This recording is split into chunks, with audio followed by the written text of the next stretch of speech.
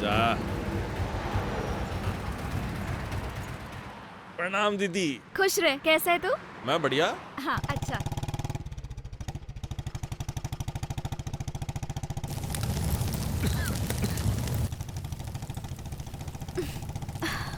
क्या भैया, अब भी पराली जल रही है?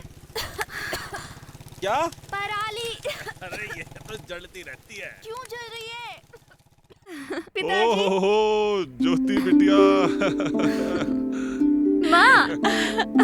अरे बिटिया, कैसी है तू? मैं बिल्कुल अच्छी हूँ, आप कैसी हैं? मैं तो ठीक हूँ। कितने दिनों बाद देखा तने। अच्छा तू बैठ, मैं तेरी खातिर कुछ पीने के लिए लेके आऊँ। ठीक है माँ, ठीक है। मुझे ना आपसे एक बहुत जरूरी बात करनी है।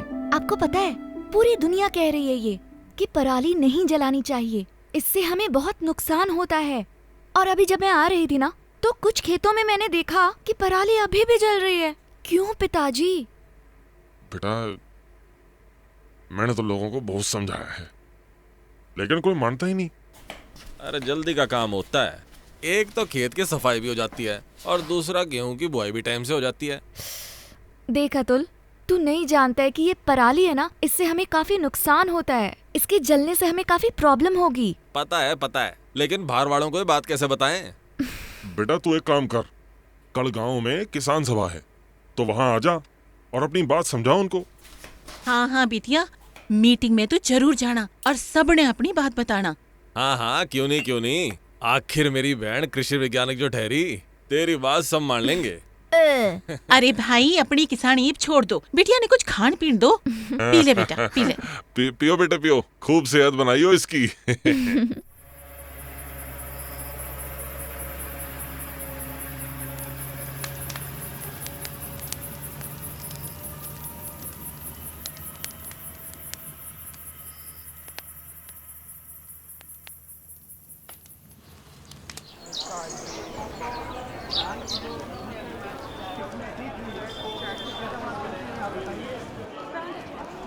लो भाई, ज्योति बिटिया भी आ गई से। राम नाम जी।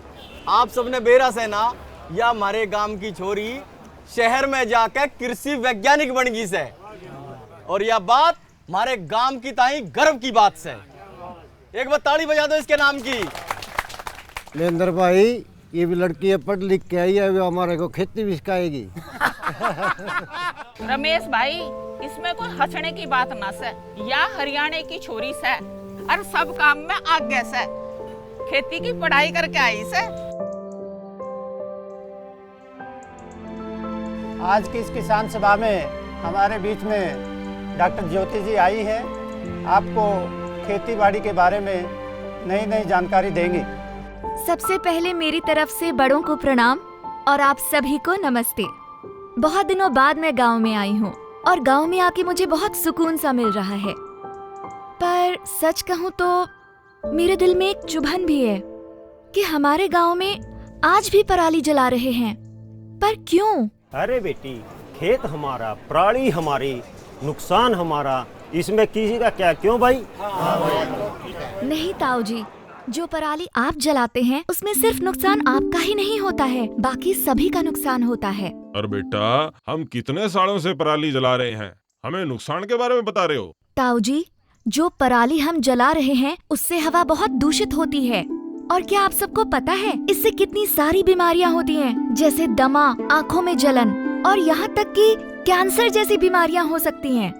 सिर्फ यही नहीं, पराली जलाकर आप अपने खेतों से नाइट्रोजन, पोटेशियम और फास्फोरस जैसे महत्वपूर्ण पोषक तत्व को भी नष्ट कर रहे हैं। यही बात आज मैं आपके सामने साझा कर रही हूँ।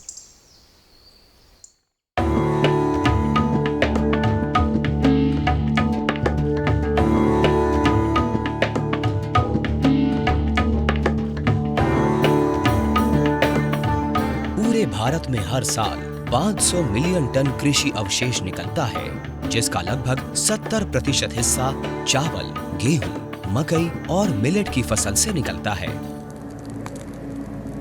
पराली जलाने से ग्रीन हाउस गैसें निकलती हैं, जो कि ग्लोबल वार्मिंग का एक प्रमुख कारण है, जिस वजह से लगातार बाढ़ और सूखे की परिस्थितियां बढ़ती जा रही हैं। ये पराली ना तो गलती है, न सड़ती है, अब हम इसका क्या करें? अरे चाचा, जमाना कहाँ से कहाँ चला गया। कब तक हम पुराने तौर तरीकों में जीते रहेंगे। देखिए, आप सभी की समस्या को मैं खूब समझती हूँ और आज मैं आप सभी को पराली की समस्या के समाधान के कई बेहतरीन और किफायती तरीके बताने आई हूँ। तो चलिए, सबसे पहले मैं आप सभी को एक वीडियो दिखाती हूँ। पराली निवारण के सही तरीकों को 2 हिस्सों में बांटा जा सकता है। इन सिटू यानी जब हम पराली का खेतों में ही निवारण करते हैं। दूसरा तरीका है एक्स सिटू यानी वो तरीका जब पराली को खेतों से बाहर ले जाकर उसका इस्तेमाल किया जाता है। किसान भाई पूसा डिकम्पोज़र का प्रयोग तरह तरह के फसल अवशेष में कर सकते हैं। सबसे पहले हम पराली की बात करें तो पराली को खेत के अंदर और खेत के बाहर दोनों में इसका प्रयोग कर सकते हैं। खेत के लिए 10 लीटर जो पूसा डिकम्पोज़र है उसको 200 लीटर पानी में मिला के और उसका स्प्रे करिए। फिर फसल अवशेष और कल्चर की अल्टी पल्टी करके और आप उसको हल्की सिंचाई करके छोड़ दीजिए। सिंचाई करने के 10 से 15 दिन के बाद आप किसी भी फसल की बुआई कर सकते हैं। धान के कटाई के बाद कंबाइन से जब कट जाती है उसके बाद ये हैप्पी सीडर जो मशीन है आप गेहूं की बुआई कर सकते हैं और बहुत अच्छी तरीके से हम उसमें से एक तरीके से अंकुरन प्राप्त कर सकते हैं। एक्स सिटू तरीके में आधुनिक कृषि मशीन बेलर का इस्तेमाल भी किया जाता है। खेत में जो पराली हमारी पड़ी हुई है उसको हम एक तरीके से ब्लॉक बना के या बेल्स बना के उसको खेत के बाहर ले जाके उसका हम अच्छी तरीके से प्रबंधन कर सकते हैं। बेलर मशीन से 1 एकड़ खेत की 12 से 15 क्विंटल पराली की बेल बनाई जा सकती है। हमारे जो किसान भाई है अपने पराली जलाते हैं तो वो पराली ना जले और दिल्ली एनसीआर में पोल्यूशन ना जाए, तो उनसे हम पैसे देके पराली खरीदते हैं और इसको कन्वर्ट करते हैं इनटू बायोमास पैलेट। फार्मर को एक इनकम मिल जाती है, जो पहले जला रहा था वेस्ट कर रहा था उसको पैसे मिल जाते हैं। दूसरा इसका फ़ायदा ये है कि पोल्यूशन कम हो रहा है। तीसरा इसका फ़ायदा है जितने बड़े पावर प्लांट्स हैं एंड एमएनसी कंपनी है जहाँ पे बॉयलर्स लगे हैं उनको हम सप्लाई करते हैं एज अ बायोकोल बायोफ्यूल, जो उनके लिए भी बेनिफिट है कि कोयला खरीदना नहीं पड़ रहा, क्योंकि कोयला तो हम मेजरली इंपोर्ट करते हैं बाहर से, तो हमारा कंट्री का इंपोर्ट भी बचता है उससे।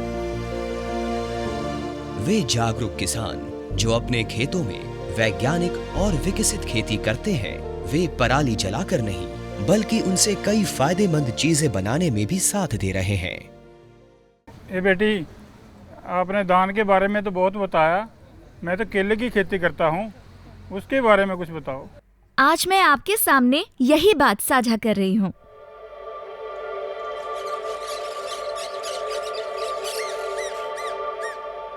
केले की खेती से हमारे देश में हर साल लगभग 80 मिलियन टन अवशेष निकलता है।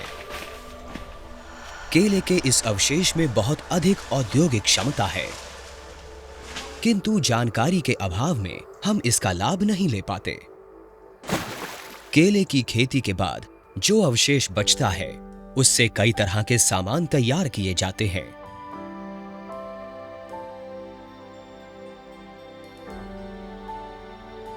केले के सूडो स्टेम से कपड़े, रस्सी, पैकिंग मटेरियल आदि बनाए जाते हैं। यानी केले के अवशेष को बेचकर भी मुनाफा कमाया जा सकता है। केळीच्या खोडापासून केळीच्या खोडातून पाणी काढून आपण बनाना फायबर, बनाना ब्रिक्स आणि फर्टिलायझर बनवू शकतो। तसंच उरलेला जो वेस्ट आहे त्याच्यावर प्रक्रिया करून उत्कृष्ट दर्जाचा सेंद्रिय खतही आपण बनवू शकतो। सर्व शेतकऱ्यांनी जर या दृष्टीने प्रयत्न केले तर त्याचा निश्चितच त्यांना भविष्यामध्ये डबल फायदा होईल। एक तर त्यांना घरच्या घरी सेंद्रिय खत हे मुबलक प्रमाणात आणि तेही फुकटात उपलब्ध होईल आणि दुसरी गोष्ट रोजगार निर्मितीमध्येही त्या उद्योगाला हातभार लावता येईल। केले के सूडो स्टेम में पोटेशियम, नाइट्रोजन आदि अत्यधिक मात्रा में पाया जाता है। इसलिए केले की फसल के बाद अवशेष से बायोस्टिमुलेंट्स यानी जैव उत्तेजक बनाकर उन्हें खेतों में इस्तेमाल किया जाए तो खेत की मिट्टी में वही खनिज वापस दिया जा सकता है। बनाना का वेस्ट मैनेजमेंट भी होना चाहिए और उस वेस्ट मैनेजमेंट के माध्यम से किसानों को उसका कैसे फ़ायदा हो सकता है, एनवायरनमेंट को कैसे फ़ायदा हो सकता है, इसके लिए हमारे प्रयास जारी है। हमारे देश के प्रधानमंत्री आदरणीय नरेंद्र भाई मोदी जी का भी सपना है कि किसानों ने अभी केमिकल फर्टिलाइज़र पेस्टिसाइड्स का कम यूज़ करके हमारी जो पारंपरिक जो खेती है उसकी तरफ किसान कैसे जा सकते हैं या उसे प्रोत्साहन कैसे मिल सकता है।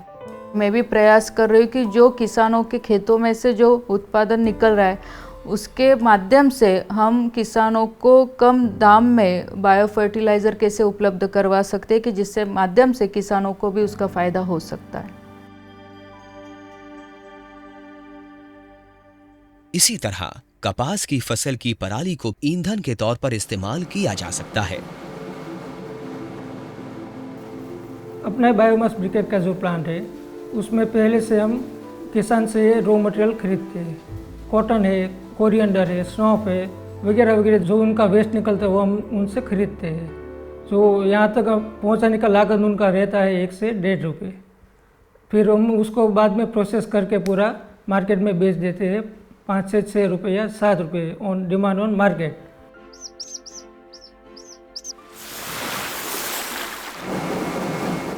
मूंगफली का तेल निकालने के बाद जो अवशेष बचता है उससे ऑयल केक बनाए जाते हैं, जो मवेशियों के लिए काफी पौष्टिक आहार होता है।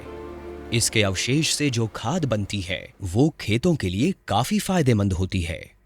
ये खेत की मिट्टी में नाइट्रोजन स्तर को बढ़ाती है, जो आने वाली फसल के लिए बहुत फायदेमंद होता है। ज्योति जी, क्या आपको पता है फसलों के अवशेष से मुनाफा कमाने के लिए ही क्रिप्को ग्रीन एनर्जी की स्थापना की गई है? जी सर, मुझे इसके बारे में जानकारी है। 1 मिनट, मेरे पास माननीय अमित शाह जी की वो वीडियो है। कपास की ठंडल, मूंगफली के छिलके, अरहर की ठंडल, अरंडी की ठंडल, खोई, इस प्रकार के अनेक उत्पाद है जिसका आज कोई उपयोग नहीं हो सकता।